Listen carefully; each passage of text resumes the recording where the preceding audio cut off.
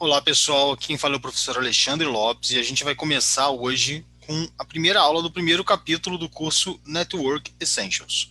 Esse é um diferencial da nossa academia, tá? O Network Essentials é um curso gratuito e normalmente o pessoal não faz videoaula para curso gratuito, né? Ou não faz acompanhamento aí para curso gratuito.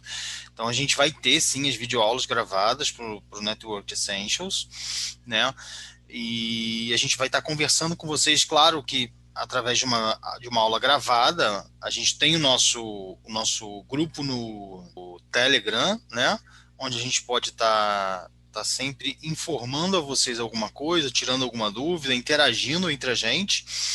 E aqui é um canal onde vocês vão estar assistindo uma aula, né? Onde vocês vão estar assistindo uma aula. Então, algumas dicas. Primeiro, sempre que vocês puderem, assistam a aula sempre com caderno, com caneta, né, um papel para anotar, porque isso faz parte do estudo. Hoje em dia, o pessoal, eu vejo muita gente estudando sem ter nada para anotar, sem ter caderno, sem ter. E aí, uma caneta perto, e a gente dá informações às vezes importantes, informações que às vezes não estão escritas na plataforma, não estão escritas na transparência, né, na apresentação, e às vezes está na apresentação, mas você precisa anotar aquilo. Anotar é uma das melhores formas de fixar. Tá? Uma das melhores formas de fixar é anotar. Anotar é sempre uma das melhores formas de você estar fixando. Então vamos lá, vamos começar. Esse módulo de hoje, esse capítulo de hoje, né, é um capítulo inicial. A gente vai começar falando.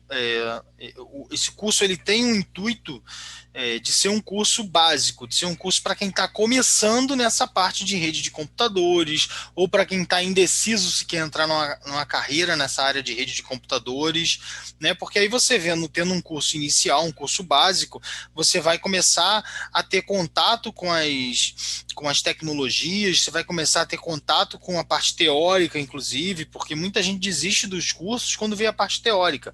A parte prática é muito legal, mas para você fazer uma boa prática, você tem que ter uma parte teórica. Então é importante que vocês estejam prontos, né, para tomar essa decisão. Se você quer ou não entrar numa carreira de redes. É uma carreira promissora, é uma carreira que hoje falta profissional no mercado, tá? Na área de TI, eu costumo falar para meus alunos que na área de TI só está desempregado quem quer, né? Você pode até eu não estou trabalhando porque eu não, ninguém me ofereceu um emprego com quanto eu quero ganhar. Ok, foi uma opção sua, mas se você quiser, você vai trabalhar, tá? A área de TI é uma área que não deixa de contratar. Muito difícil a área de TI deixar de contratar, a não ser em crises muito sérias mesmo que a área de TI deixa de contratar. Por exemplo, na pandemia agora, né, a gente tem um advento da pandemia que está acontecendo no mundo nesse momento, que nós vivemos, o mundo inteiro vive esse momento, mas a área de TI foi ao contrário. Todas as empresas tiveram que ir para home office, todas as escolas tiveram que ir para home office, e isso fez com que a área de TI se desenvolvesse mais, crescesse mais, e fosse mais necessário que essa área de TI tivessem mais pessoas entrando, novos cargos surgindo, uma demanda bem maior por profissionais da área de TI, né? Então é uma área sempre promissora. Vamos começar. O que a gente vai ver nessa primeira aula, né? Nessa primeira aula a gente vai começar vendo, comunicação em um mundo conectado. Então a gente vai explicar os conceitos de comunicação em rede. Depois a gente vai ver a parte de redes locais, né? A gente vai explicar as funções de um dispositivo de uma rede de pequeno porte.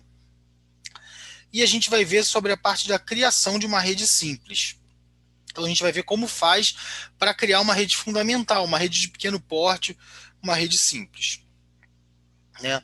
Então vamos falar um pouquinho sobre comunicação em um mundo conectado. O mundo hoje é conectado, né? O mundo hoje ele é um mundo conectado, é um mundo que as pessoas, o mundo acontece alguma coisa no Japão, a gente fica sabendo aqui em questões de minutos. Acontece alguma coisa na Europa, os Estados Unidos ficam sabendo em questões de minutos, né? Então o mundo hoje é conectado. Você tem familiares que podem morar em qualquer lugar do mundo e você vai conversar com eles em real time ou ao vivo pela internet num custo quase que zero, né? Você já paga a sua internet, então você vai ter esse custo quase que zero, porque nós vivemos num mundo conectado, né? Então, essa pergunta, você está online, é uma pergunta que está ficando cada vez mais incabível, né? Porque todo mundo está online hoje, você tem que estar online, né? Então, a internet, ela ocupa grande parte da vida cotidiana de todo mundo. As pessoas precisam da internet hoje. A internet é força de trabalho para as pessoas, né? E aí a gente pensa o seguinte: quem é o dono da internet? Quem manda na internet, né? Então, a internet não tem dono. Né? A internet não tem dono, a internet não tem uma empresa ou uma organização que fale, ela é a dona da internet. Não.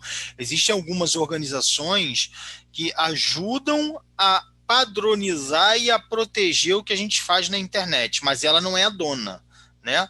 Ela cria regras e que é de bom tom que todos nós seguimos, passamos a seguir, mas a gente não é obrigado a seguir essas regras, né? Então, é uma coleção mundial de redes interconectadas que trocam as informações com padrões comuns por meio de fios de telefone, cabos de fibra ótica, transmissão sem fio e links de satélite. A gente vai entender um pouquinho mais sobre isso aqui mais para frente no curso, tá? E o que a gente chama de rede, né? Rede local. Então, redes locais são as redes que a gente usa para conectar, para se conectar a gente mesmo. Então, eu estou aqui dando uma aula para vocês, sentado no meu escritório, né? Do meu lado tem o meu roteador mesh aqui, eu tenho outro ponto do roteador mesh na minha sala, né? Onde as minhas filhas provavelmente nesse momento estão sentadas lá assistindo um desenho no Netflix e a gente está se conectando numa rede. Então, existem redes de vários tamanhos que variam de redes ponto a ponto, né, com dois dispositivos interconectados, redes residenciais, que foi esse exemplo que eu dei agora aqui da minha casa, a rede Sorro. O que significa Sorro, né? Small Office, Home Office, ou seja, uma rede pequena, uma rede de um escritório residencial ou de um escritório pequeno. Por exemplo, aqui em casa, eu posso ser considerado uma rede residencial, ou posso ser considerado uma rede Sorro, uma vez que eu tenho um escritório em casa, eu trabalho de casa, minha esposa trabalha de casa, então a gente tem uma vida, um sorro em casa, né? Um escritório em casa. A nossa vida de trabalho acontece dentro de casa, dentro do nosso escritório, dentro de casa. E redes de grande porte. As redes de grande porte são as redes das grandes empresas. Então, por exemplo, eu tenho um sorro em casa e ele é conectado através de uma VPN. O que é VPN? Virtual Private Network. Então, é uma rede privada, virtual, que é uma rede que só a minha casa, só quem está autorizado consegue se conectar. Então, eu conecto a minha casa à rede da minha empresa. A minha empresa tem uma rede de grande porte. E aí, quando eu me conecto, meu computador passa a trabalhar como se estivesse dentro da rede da minha empresa. E aí é assim que funciona essa questão de VPN. Tá? Então, a gente tem aqui redes residenciais, rede Sorro, redes de grandes empresas, de grande porte, né? Então, fazendo conexões, todos os tipos de dispositivos conectam em redes locais hoje em dia. Então, a gente tem aqui hoje muito comum, né, o relógio, que é o smartwatch, hoje é muito comum, você tem de marcas como Apple, Xiaomi, Samsung, todo mundo tem o seu relógio Motorola, todo mundo fabrica o seu relógio, né? Você tem o óculos que se conecta às redes, como o Google Glass. Esse ainda não pegou muito, mas eu acho que no futuro vão achar uma, uma forma dele ter uma usabilidade um pouco melhor. A gente tem os tablets, a gente tem os smartphones, a gente tem os próprios computadores, as impressoras, né? Tudo hoje se conecta à internet, se conecta à rede, tá? E qual é exatamente a definição de dados, né? Então, dados, a gente conecta para poder transmitir dados pela rede. Quando eu estou transmitindo essa aula para vocês estão entrando no nossa plataforma ou no nosso canal do YouTube, está assistindo a nossa aula, você está vendo os dados. Então, são dados rodando na rede. Mas qual é essa definição de dados, né? Então, dados são valores que representam algo. As redes transmitem dados para que sejam compartilhados com outras pessoas ou armazenados a longo prazo. Então, vou dar um exemplo. Essa aula, eu já dei esse exemplo, né? Essa aula é um dado. Por quê? Porque ela tem um valor para você que está estudando, ela tem um valor para mim que estou gravando a aula e estou preparando uma aula para você, né? E aí ela tem um valor para quem vai estudar, para quem precisa desse conteúdo que eu estou ensinando para vocês. Então, esse é um dado importantíssimo, né? Por exemplo, quando eu mando um e-mail marcando uma reunião de um projeto na empresa onde eu trabalho, também é um dado importante. Todos os stakeholders, todas as pessoas que são envolvidas nesse projeto precisam receber esse e-mail. É um dado importante que está sendo transmitido. Eu faço uma ligação via WhatsApp, né, uma chamada de voz pelo meu WhatsApp. Quando eu faço essa ligação, a minha voz se transforma num dado, e ela é um dado importantíssimo. Por quê? Porque com quem eu estou conversando, essa pessoa vai querer ouvir o que eu estou falando, o que eu tenho a dizer para ela. E aí, com isso, ela precisa ouvir os dados, né, ouvir a voz que está se transformando em dados. Então, dados é tudo que tem valor, que é transmitido pela internet, que é compartilhado através das redes. Tá ok? Mas esse dado, ele é transformado em alguma coisa. A gente precisa ter alguma coisa que a gente vai poder estar transmitindo ele. E o que é transmitido pela rede? Né? O que é transmitido pela rede? A rede transmite bit. Ó, a importância do bit. Bit é a menor unidade de um dado. O dado ele é subdividido em vários bits, a gente vai entender isso com calma ao longo do curso. Tá? E aí, quem quiser se aprofundar depois, a gente vai sugerir um curso do CCNA depois, mas a importância do bit na rede, porque ele é a menor parte. Então, o dado ele vai se subdividindo, ele vai até virar bit. Tá? Então, ó, os computadores usam códigos binários para representar e interpretar letras, números, caracteres especiais com os bits. Então, o bit é a menor informação. Cada conjunto de 8 bits forma uma informação. Então, cada conjunto de 8 bits forma um byte. A gente chama byte. Então, quando você fala bit, você está falando a menor parte. Quando você fala byte, aí você está falando já um conjunto de 8 bits, que normalmente é usado para formar uma informação básica, um dado básico. Tá? Então, movimentação de bits. Os bits são transmitidos como sinais através do fio de cobre, né? Então ele vira um impulso elétrico, ou ele é transformado em luz através da fibra ótica, né? Ele é pulso de luz, ou ele é onda de rádio para se conectar na rede sem fio. Então a gente pode transmitir como impulso elétrico, né? A gente pode transmitir como pulso de luz ou a gente pode transmitir como onda de rádio. Ó, a medição da largura de banda. A largura de banda digital é a quantidade de dados que pode fluir de um lugar para outro em um determinado período. Então, a gente mede a origem, o destino durante um determinado período e com isso a gente mede a nossa largura de banda. Então, a minha largura de banda contratada com o meu provedor de internet, por exemplo, ele é medida entre a minha casa, o servidor lá do provedor, né, de internet, e ela é uma internet contratada de 90 megabits. Então, são 90 megabits. Tá? Largura de banda é em bit, não é em byte. Ah, eu tenho uma internet de 90 megabytes. Não, é de 90 megabits. Tá?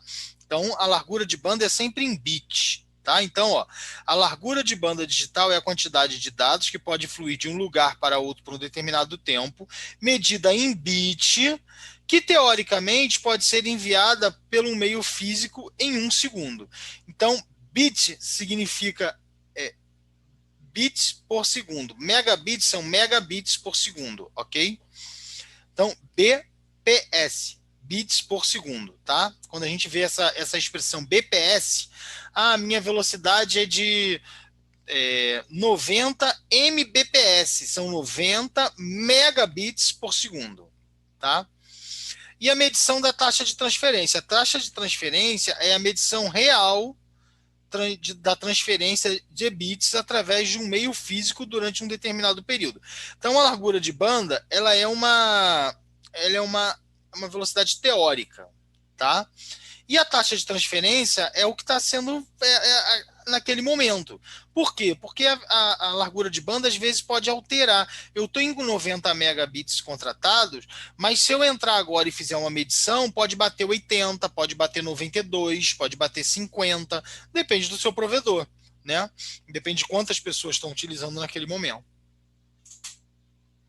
Ó, diversos fatores influenciam na taxa de transferência, como quantidade de dados enviados e recebidos, tipos de dados transmitidos, latência acumulada que foi criada pelo número de dispositivos de rede encontrados entre origem e destino.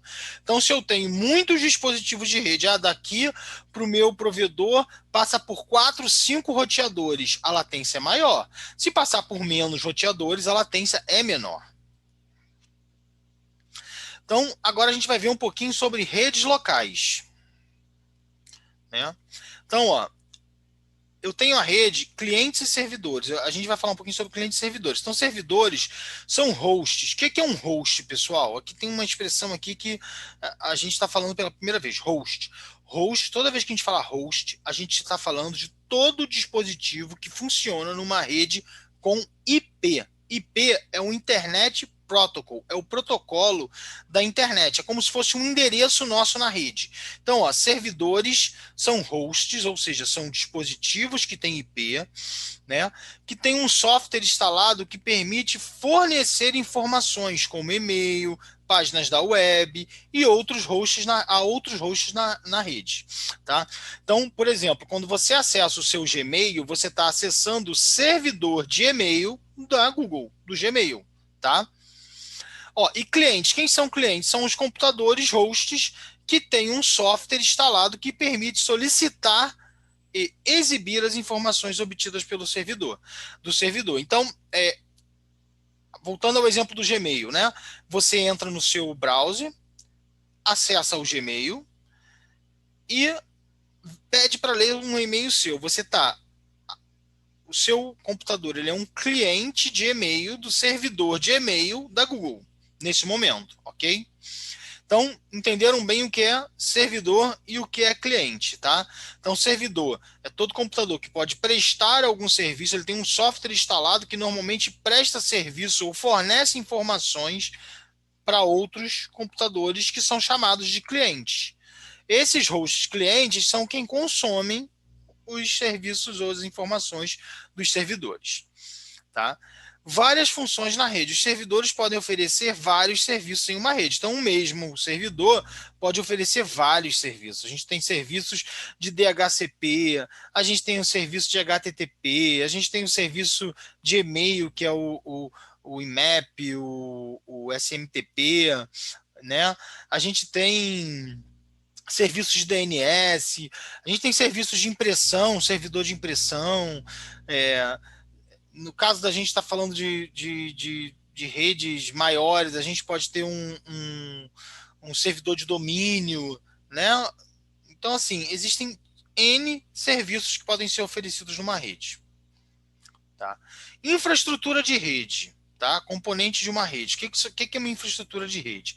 Esta é a plataforma que comporta a rede, que contém dispositivos finais, dispositivos intermediários. O que é um dispositivo intermediário? Está aqui, ó, roteadores, switches, access point, ou seja, são os dispositivos da rede que conectam a rede, né? Um switch, um roteador, um access point. Esses são dispositivos intermediários que a gente chama, tá? Vai aprendendo essas nomenclaturas que em todos os cursos da Cisco daqui para frente, em todo o nosso curso e os outros cursos que vocês vão fazer, a gente vai estar sempre falando sobre essas nomenclaturas, tá? Ó, interconectados com o meio físico de rede, né? Com ou sem fio. Então, a infraestrutura de rede é uma plataforma inteira, ou seja, tudo que tem na rede fisicamente falando. Dispositivos finais, dispositivos intermediários e meio físico, ok? Ó, dispositivos finais são computadores, são laptops, são impressoras, são tablets, são dispositivos inteligentes, e eles formam a interface entre o usuário, que somos nós, seres humanos, e a rede de comunicação adjacente. Então, os computadores e os outros dispositivos da rede que a gente consegue se conectar. Agora a gente vai ver um pouquinho sobre a criação de uma rede simples. Então, ó, a primeira coisa que a gente vai ver é o seguinte: o que significa ponto a ponto, peer-to-peer, né? Então, uma rede peer-to-peer ou uma rede ponto a ponto é uma rede que normalmente é formada por 2, 3, por pouquíssimos dispositivos. Esses dispositivos eles são ligados ponto a ponto e não existe um servidor. Não existe um dispositivo que é dedicado como servidor. Todo host numa rede pode ser ora cliente, ora servidor. Nesse exemplo que a gente tem aqui, eu vou chamar esse aqui de computador A e esse aqui de computador B, ok? Então, ó, o computador A, ele é um servidor de impressora, porque ele tem uma impressora e compartilha ela com o resto da rede. O computador B, ele é um servidor de arquivos. Por quê? Porque ele tem um HD grande, ele tem lá 1 TB de HD e ele pode ter espaço lá em disco para disponibilizar arquivos para outras máquinas, para outros computadores. Então, na hora que o B quer imprimir, ele é cliente de impressão e o A é servidor de impressão. Na hora que o A quer acessar um arquivo do B, aí ele nessa hora ele é cliente do B e o B passa a ser servidor do A, ok? Então, opa, aqui seria um S, né? Vamos apagar e fazer bonitinho. Então, ó, ele passa a ser servidor do A. Então, vamos ver aqui ó, as vantagens de uma rede ponta a ponta. Primeiro que ela é fácil de configurar, é moleza, tá? Ela é muito fácil de configurar. Ela é menos complexa, ela tem menos complexidade. A gente configura ela de uma forma mais simples e ela não é tão difícil de configurar. Ela tem menos custos, já que os dispositivos de rede e servidores dedicados talvez não sejam necessários. Então, o que acontece? Eu não preciso ter muitos switches, muitos roteadores, um servidor dedicado, então ela é mais barata, né? E ela pode ser usada para tarefas simples, como transferir um arquivo ou compartilhar uma impressora, que é o nosso exemplo de cima. Bom, aqui na minha casa eu tenho uma rede ponto a ponto, né? Eu tenho uma impressora e a gente tem um computador que serve de servidor de impressão, a gente tem um servidor de arquivo, né? E aí, mas o servidor de impressão também é um computador, o servidor de arquivo também é um computador. Então a gente tem uma rede ponto a ponto. E qual é a desvantagem dessa rede ponto a ponto? Primeiro que ela não tem nenhuma administração centralizada. Então o administrador da rede não tem muito poder sobre essa rede, né? Não consegue controlar muito essa rede. Segundo, que ela não é muito segura. Você não consegue implementar muitas medidas de segurança numa rede ponto a ponto. Ela também não é escalável, né? Existe um número aí que algumas pessoas falam que até 10 hosts ela é tranquila, mas eu já com 10 hosts montaria uma rede com cliente servidor dependendo da utilização dessa rede, por outros motivos também, como por exemplo, segurança, né? Ó, todos os dispositivos podem atuar como clientes e servidor, podendo deixar seu desempenho lento. Então, se eu tenho, por exemplo, um servidor de arquivo, quando muita gente está acessando ele para se conectar a ele, ele com certeza vai ter algum tipo de problema aí de lentidão, né, de desempenho. Então, isso não é muito legal. Ó, o uso do comando ping é essencial, né, para uma pessoa que vai trabalhar com rede, que vai trabalhar com TI, na verdade. Quem vai trabalhar com TI, seja desenvolvedor, seja na área de DevOps, seja o cara de rede, seja o cara de VoIP, de collaboration, ele vai ter que conhecer o comando ping e o comando traceroute. São dois comandos que ele precisa aprender a usar. Então, ó, o comando ping, ele é um programa, ele é um utilitário, né, que está presente em todos os hosts, todos os sistemas operacionais, e que eu uso para testar a minha conectividade. Então eu consigo, por exemplo, dar um ping da minha máquina para um site da Cisco, www.ping espaço www.cisco.com.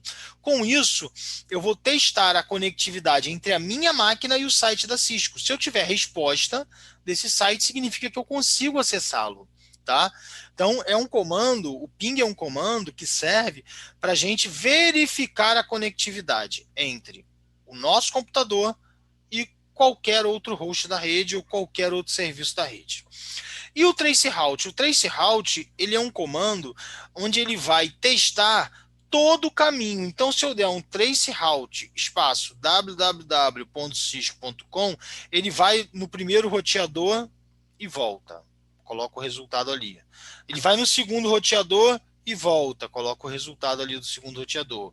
Vai no terceiro roteador e volta, coloca o resultado do terceiro roteador. E ele vai fazendo isso a cada um dos saltos do caminho até ele chegar no resultado final. E aí eu vou ter uma série de demonstrações, vamos dizer assim, de números ou de testes de conectividade ao longo do meu caminho. Tá bom? Então, o comando ping e o comando traceroute são essenciais. Nós vamos demonstrar isso depois através de um lab, tá? Para vocês. Esse era o conteúdo teórico dessa aula, tá, pessoal? Como eu falei, esse curso é um curso básico, então é para quem está começando, é para vocês entenderem o conceito inicial, tá bom? Então, ó, a gente vai voltar depois com um labzinho bem rápido para poder mostrar como funciona o ping e o traceroute. E eu vou aproveitar e vou deixar também nesse vídeo a gente vai mostrar também como você faz para instalar o Packet Tracer, tá bom? Então, eu espero que vocês tenham gostado da aula, eu espero que vocês estejam gostando do curso. Essa é só a primeira aula, a gente vai gravar aula para todos os módulos, todos os capítulos, né? E a gente espera que vocês terminem o nosso curso. Tá? Então, bons estudos a todos e nós nos vemos nas próximas aulas, nos próximos vídeos.